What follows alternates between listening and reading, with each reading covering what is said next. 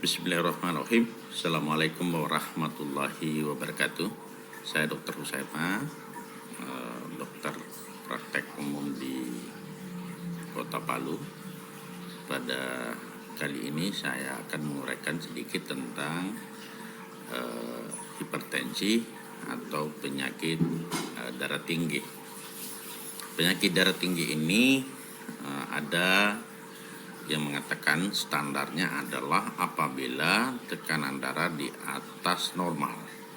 Ada yang mengambil apabila tekanan darah sistolik atau pada saat jantung memompa 130 ke atas, dan tekanan darah diastolik atau pada saat jantung relaksasi di atas 80, maka dikategorikan hipertensi.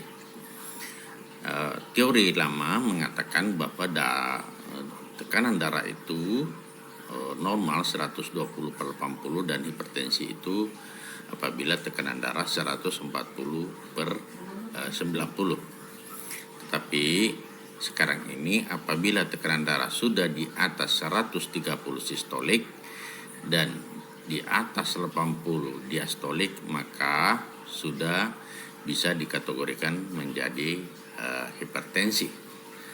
Hipertensi ini bukan masalah hipertensinya yang menjadi masalah, tetapi dampak yang bisa terjadi akibat hipertensi ini. Kita tahu bersama bahwa apabila orang terkena hipertensi, maka beban jantung itu cukup berat, sehingga dampak yang bisa muncul adalah bisa muncul gagal jantung.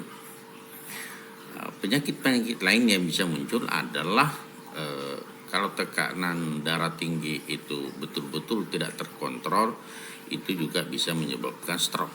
Artinya terjadi pecahnya pembuluh darah di otak akibat spasme, di mana batas atau dia melar, pembuluh darah di otak melar sehingga terjadi pecah pembuluh darah di otak, di mana kita tahu bahwa di otak itu pembuluh darah itu hanya satu lapis, hanya selapis, di mana di daerah-daerah tubuh bagian lain itu 3 lapis, sehingga di otak itu mudah pecah. Demikian pula aliran darah ke ginjal, dan itu juga akan terhambat, sehingga penyakit hipertensi ini bisa menimbulkan dampak kalau tidak terkontrol. Nah, keterkadang juga banyak orang yang dijadikan ukuran tekanan darah tinggi itu adalah keluhannya. Apabila tidak ada sakit kepala, tidak tegang leher, maka dianggap bahwa tekanan darahnya itu masih normal, walaupun diukur dengan alat pengukur tensi berupa tensimeter, itu sudah terbukti bahwa tekanan darahnya tinggi, tetapi karena dia merasa tidak sakit karena tidak ada keluhan yang dirasakan. Ini sangat berbahaya. Justru orang-orang yang ada keluhan itulah yang biasanya rajin kontrol ke dokter atau ke klinik karena adanya keluhan. Justru yang sering berbahaya adalah orang-orang hipertensi yang tidak pernah memiliki keluhan, tetapi akan berdampak jika tekanan darah tingginya sesungguhnya sudah sangat bukan lagi hipertensi ringan, karena kita ada yang membagi juga kalau 140 masih ringan, kemudian 160 sedang, di atas 160 apalagi sistolnya di atas 110 sudah dikatakan hipertensi berat, atau tekanan darahnya di atas 200. Nah, kadang ada orang menyebutnya sebagai malignan hipertensi. Nah, bagaimana hipertensi ini bisa tata laksana? Ada 2 aspek. Yang pertama mungkin non obat, dan ada juga dengan pengobatan. Mari kita coba-coba mengikuti salah satu pandangan dari salah satu dokter spesialis jantung tentang hipertensi ini. Mudah-mudahan ini bisa bermanfaat untuk kita semuanya. Silakan, selamat menyaksikan. Semoga bermanfaat. Salam sehat.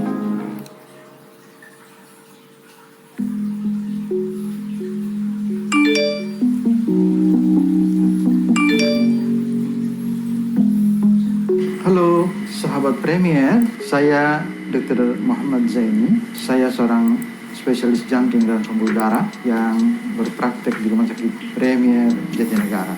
Sebelum memasuki pembahasannya, jangan lupa klik tombol subscribe dan nyalakan lonceng untuk mendapatkan notifikasi seputar kesehatan dari kami. Terima kasih.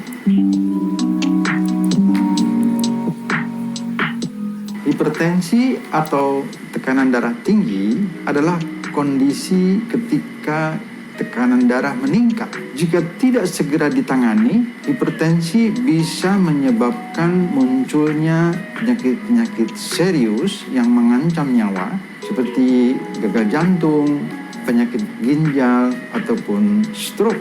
Tekanan darah dibagi menjadi tekanan sistolik dan tekanan diastolik. Tekanan sistolik adalah tekanan saat jantung memompa darah ke seluruh tubuh. Sedangkan tekanan diastolik adalah tekanan saat jantung berrelaksasi sebelum kembali memompa darah kembali.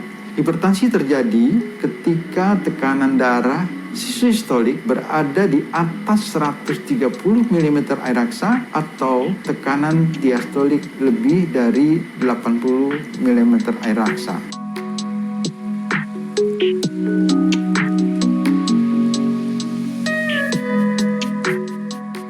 Naiknya tekanan darah salah satunya bisa terjadi karena kondisi medis tertentu yang kita kenal sebagai penyakit hipertensi sekunder atau penyakit hipertensi primer atau esensial yang mengidap sekitar 90% pada orang yang memiliki riwayat penyakit hipertensi. Melonjaknya tekanan darah itu cenderung lebih rentan terjadi. Selain itu, tekanan darah bisa juga dipengaruhi oleh irama sirkadian alias perilaku ataupun kondisi tubuh seperti saat menangis, berolahraga, marah, stres, dan sebagainya.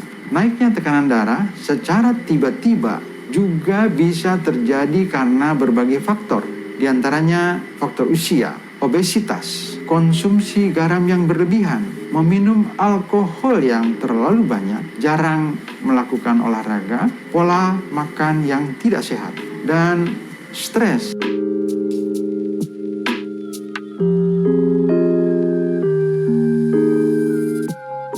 Apabila sahabat Premier memiliki riwayat tekanan darah tinggi, tentu saja wajib menjaga tekanan darah pada kisaran normal supaya tidak berkembang menjadi penyakit yang lebih serius. Berikut gaya hidup yang dapat sahabat Premier lakukan untuk menjaga tekanan darah di angka yang normal adalah: hindari berat badan berlebih. Tekanan darah sering meningkat seiring bertambahnya berat badan. Yang kedua, melakukan olahraga secara teratur. Yang ketiga, mengurangi asupan natrium atau garam. Para sahabat Premier pasti sering mendengar kalau konsumsi garam mampu meningkatkan tekanan darah. Yang keempat, mengkonsumsi makanan sehat. Yang kelima, batasi minum alkohol, berhentilah merokok. Berhenti merokok membantu tekanan darah kembali menjadi lebih baik atau normal. Yang ketujuh adalah mengatasi stres. Oleh karena stres yang berlebihan secara kronis dapat memicu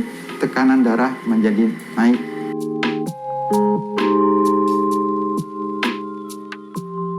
Berikut ini adalah beberapa metode pengobatan yang dapat digunakan untuk menangani hipertensi, yaitu perubahan gaya hidup. Mengubah gaya hidup menjadi lebih sehat bisa menurunkan tekanan darah dalam beberapa minggu.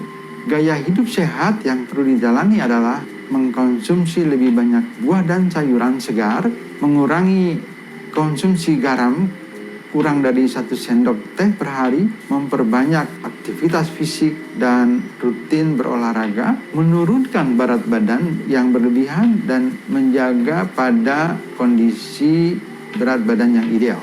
Dan yang penting adalah juga menghentikan kebiasaan merokok. Penggunaan obat-obatan pada beberapa kasus penderita hipertensi harus mengkonsumsi obat penurun tekanan darah selama hidup. Akan tetapi dokter dapat menurunkan dosis atau menghentikan pengobatan jika tekanan darah sudah terkendali melalui perubahan gaya hidup. Sekian informasi yang dapat saya berikan mengenai hipertensi. Semoga informasi ini bermanfaat bagi sahabat Premier. Jika ada pertanyaan berlanjut,